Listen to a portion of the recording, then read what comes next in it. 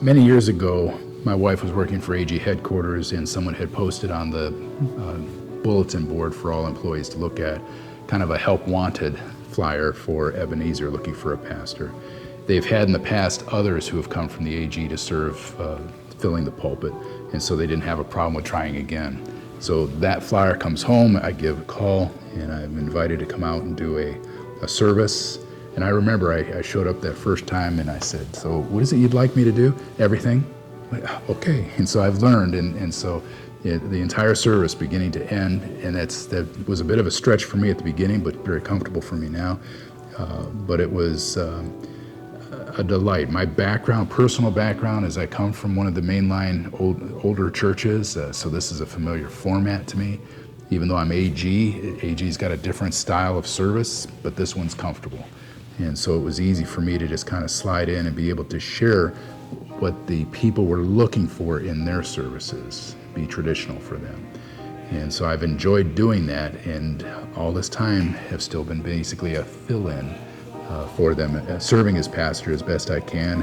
We've had funerals, we've had a wedding, we've had folks in the hospital, we've had folks in the nursing home and doing visitations. So we've been able to do that as the people have need.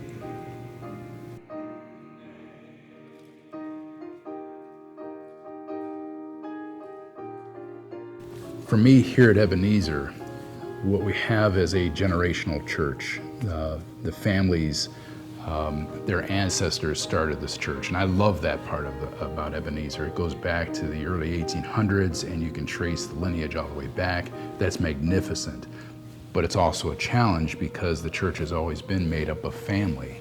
And now in more modern times, where the draw of Springfield is called to the young people, they move there for jobs, they don't stay here and keep the church growing. So the challenge is, where do we find people who aren't family that are willing to come be a part of the church? And so one of the things that I try to emphasize a lot through messages and other aspects is about being generous. If we can learn to be generous and give to the community tends to give back. And I reference the Ministerial Alliance. They have different services through the year that are meant to be community-wide, and we've been blessed to host that a couple of different times. And it's been fun.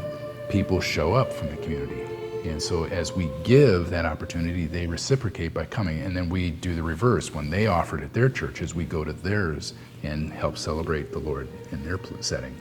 So that is an avenue for us to be able to reach out, find ways to be generous in the community that helps people know we're here and that we're like them, and so they'll want to possibly come here and be a part of the community. This county is exceedingly unchurched. It's one of the things I did when I first moved to this, started working here, is I did the demographics, looked it up, and at that time, which is over a decade ago, Dade County was 75% unchurched, meaning 75% of the population in the county didn't go to church anywhere. And I can only imagine that number is larger now, certainly because people have passed away and younger people have moved away. So there is a huge field, if you will, that could be plowed here and have a harvest for not just our church, but for all the churches in Greenfield. This is what Ebenezer Presbyterian Church looks like today. Its origins date back to the organizational date of 1842.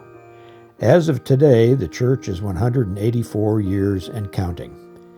Having seen various configurations in that time, it has nonetheless always occupied the same real estate. The organization of Dade County was approved in 1841, and due to division in the denomination, there was a break into two entities, one of which was the old school Ebenezer Presbyterian Church, which was formed in 1842. Although the first permanent structure was built in 1854, it was later replaced in 1884 with the building which stands today with only minor updates, but on the same footprint. During the Civil War, the county was a divided border county. A story is repeated about a day during the war when a group of guerrilla warriors came to the church shortly after morning services started. The doors opened and 20 or more fighters entered with guns drawn. They demanded that the churchgoers turn over all guns and ammunition belonging to those in the church.